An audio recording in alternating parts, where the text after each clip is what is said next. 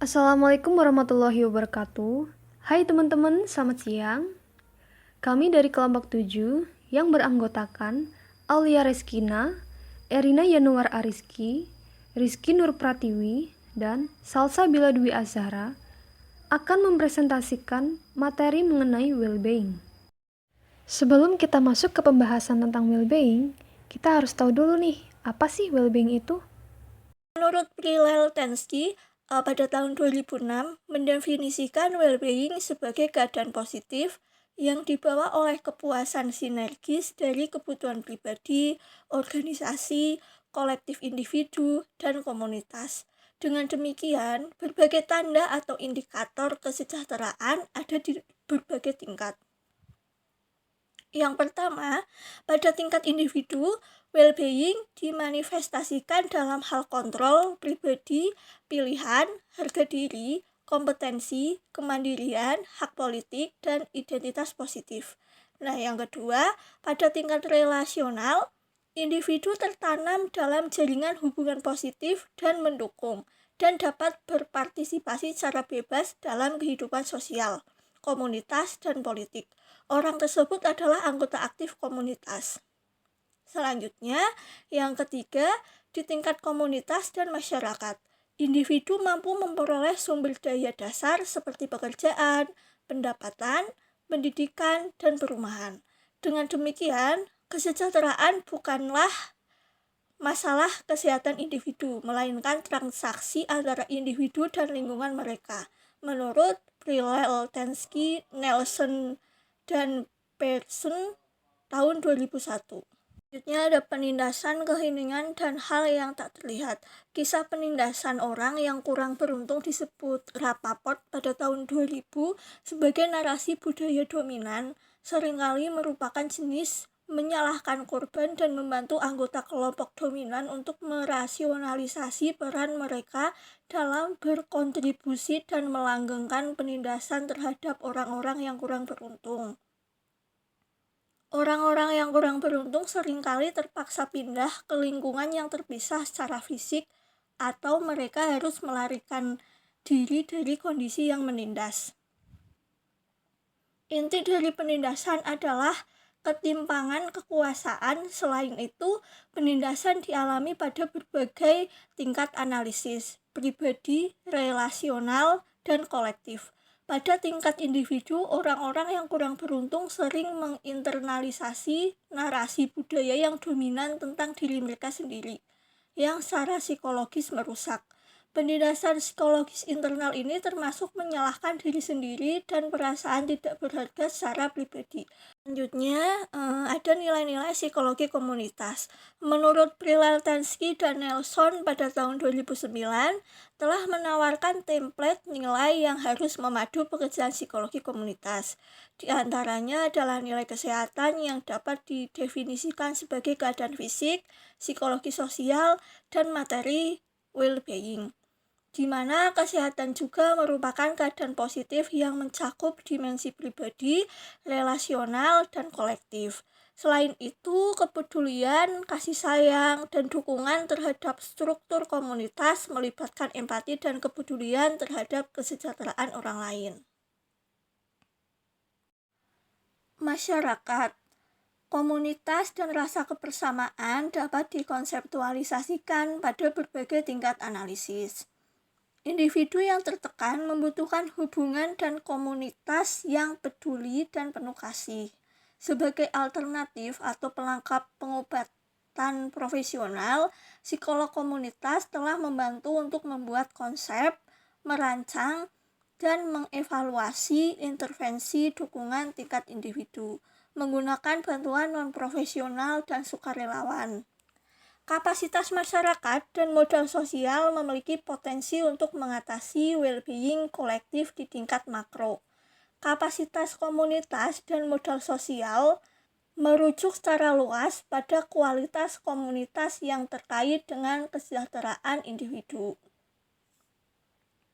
Sementara modal biasanya dianggap sebagai aset ekonomi, pengembangan kapasitas masyarakat dan modal sosial melalui pengembangan masyarakat dan perumusan kebijakan sosial penting untuk meningkatkan kesejahteraan kolektif.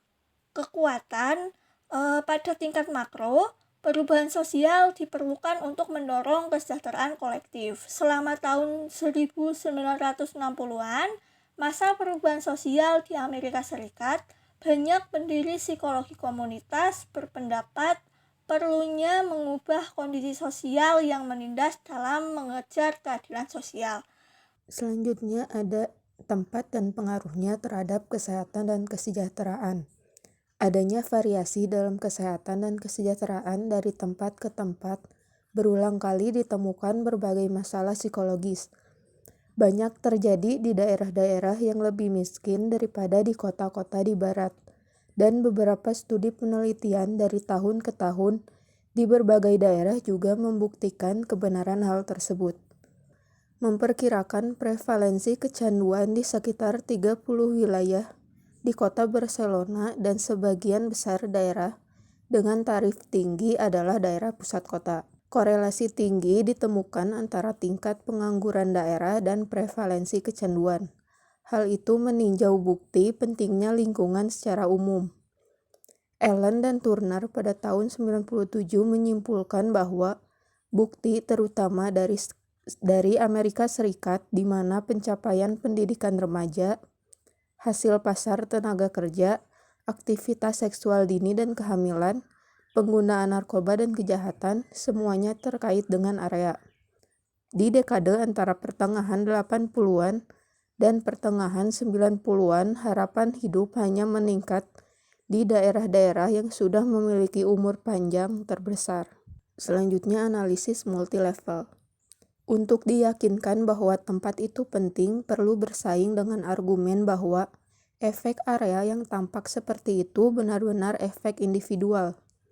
Analisis regresi logistik penelitian di wilayah Inggris, Norfolk menunjukkan tingkat merokok secara signifikan lebih tinggi dan tidak pernah merokok lebih rendah bagi mereka yang tinggal di distrik dengan skor deprivasi tinggi, terlepas dari status pekerjaan dan tingkat pendidikan. Selain itu, analisis statistik multilevel yang lebih canggih telah digunakan untuk mencoba mengontrol sumber variasi individu dan untuk mengetahui apakah efek area tetap setelah faktor individu telah dikendalikan. Kemudian kritik analisis multilevel. Jika seseorang skeptis tentang lingkungan atau efek area, maka tidak akan pernah bisa memastikan semua sumber variasi individu telah diperhitungkan. Di sisi lain, individu yang cenderung percaya pada efek tempat mungkin berargumen bahwa faktor seperti pendidikan, pekerjaan, atau pendapatan sebagian ditentukan oleh di mana mereka hidup. Karena itu, dapat menghilangkan bagian dari efek area yang sedang dicari. Bagaimana variabel area dan individu dapat berinteraksi?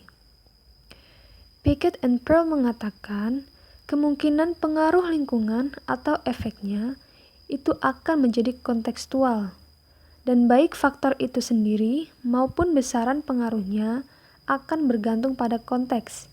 Misalnya, 3 studi yang diulas mereka menemukan efek lingkungan terhadap kematian dimodifikasi berdasarkan usia, dengan lingkungan yang tampaknya kurang berpengaruh pada kelompok usia yang lebih tua.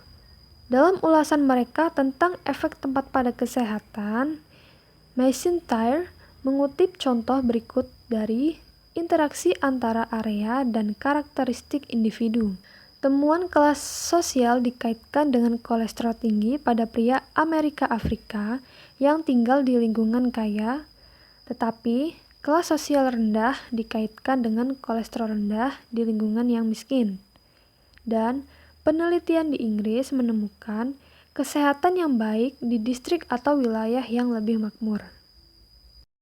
Selanjutnya, bagaimana tetangga dapat memenuhi kebutuhan kesehatan lokal. Menurut Schumann and McIntyre, menemukan skor pada skala kecemasan, terlepas dari kelas sosial individu yang berkorelasi dengan penilaian keseluruhan kualitas area lokal, seperti yang dirasakan oleh penduduk 4 area di kota Glasgow atau Skotlandia. Hal yang sama berlaku untuk 2 penilaian diri tentang kesehatan umum. Kesehatan dalam 1 tahun terakhir dan kesehatan dibandingkan dengan orang pada usia yang sama. Studi ini menjadi perhatian khusus karena detail yang diberikannya tentang persepsi penduduk mengenai 4 wilayah kota yang sangat berbeda. Bahwa ada seperangkat nilai atau pedoman normatif tentang tempat yang layak untuk hidup, yang memiliki semangat komunitas di mana tetangga saling mendukung, kemudian ada tingkat kepercayaan dan rasa hormat satu sama lain, dan untuk properti, lingkungan bersih dan aman serta nyaman. Ciri-ciri daerah setempat yang dapat mempengaruhi kesehatan. Yang pertama, fitur fisik lingkungan yang dimiliki oleh semua penduduk di suatu wilayah. Yang kedua, tersedianya lingkungan yang sehat di rumah, tempat kerja, dan bermain. Kemudian yang ketiga, layanan yang disediakan secara publik atau pribadi untuk mendukung orang-orang dalam kehidupan sehari-hari. Yang keempat, sosial budaya pada suatu lingkungan. Kemudian yang kelima, itu adalah reputasi suatu daerah. Kaitan sense of community dengan well-being.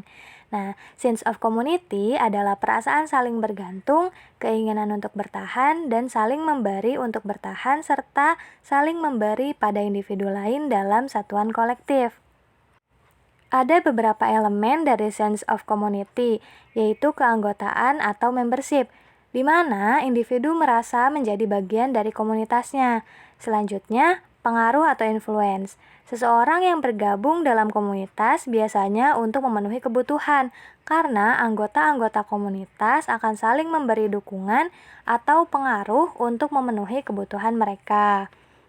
Yang ketiga, ada integrasi dan pemenuhan kebutuhan, yaitu keyakinan yang diyakini individu terhadap komunitasnya mampu memenuhi kebutuhannya. Dan yang terakhir, yaitu ada hubungan emosional.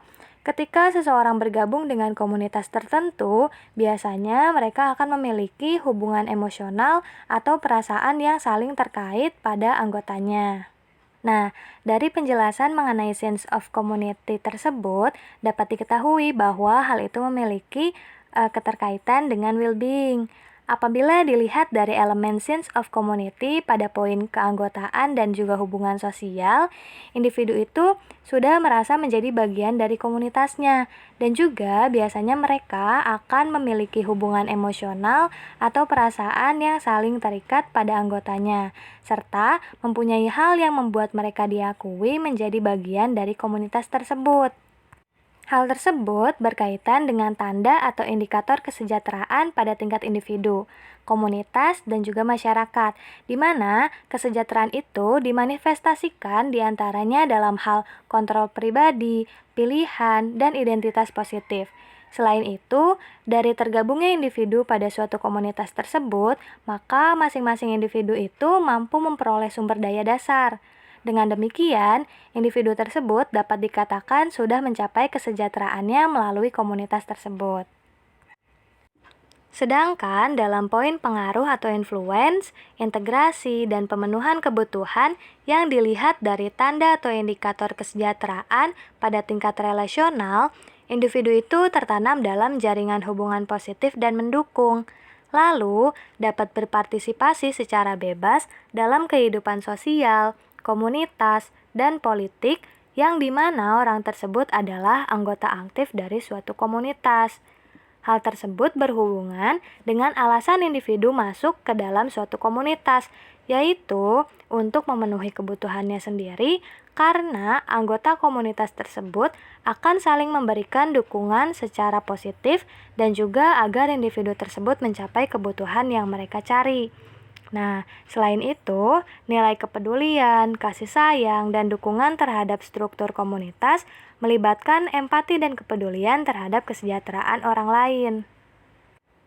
Selanjutnya, contoh keterkaitan antara sense of community dengan well-being adalah kepada orang Afrika Amerika yang mengalami perbudakan, segregasi, rasisme, represi brutal, dan kekerasan serta pencabutan hak ekonomi, maka hampir sebagian atau seluruh dari mereka itu berkumpul dan menjadi bagian dari komunitasnya karena mereka merasa menjadi bagian dari dirinya dan adanya hubungan emosional atau perasaan yang saling terkait dan juga memiliki hubungan yang positif dengan saling mendukung satu sama lain sehingga mereka itu mendapatkan kesejahteraannya dan terbebas dari rasisme serta hal-hal buruk lainnya.